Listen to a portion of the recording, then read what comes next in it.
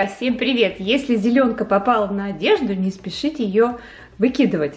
Я вам покажу простейший способ, как буквально быстро, просто ничего не покупая в магазине, избавиться от этого пятна при помощи обычных средств, которые найдутся в любом доме. Вы сейчас в этом убедитесь, и поэтому сделайте так, если у вас такое случилось. Не забудьте подложить какой-нибудь целлофан, потому что нужно будет это все намочить средствами, чтобы не испачкать поверхность стола. И для этого способа понадобится обычная перекись водорода 3%, и аммиак, который продается в любой аптеке. И, наверное, дома, конечно, у каждого есть.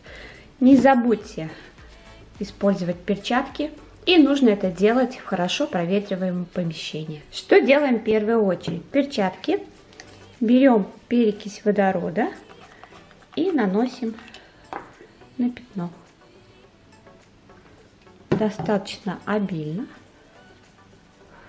Ничего не происходит. Видите, пятно стало еще больше, не пугайтесь. Теперь берем аммиак и обильно наносим на пятно. Происходит чудо. Практически пятно сразу уходит. Оставляем на 5 минут. Теперь нужно прополоскать от перекиси, от аммиака и потом постирать, как обычно. Не забудьте сразу подписаться на канал и нажать на колокольчик, чтобы быть всегда в курсе новых интересных видео.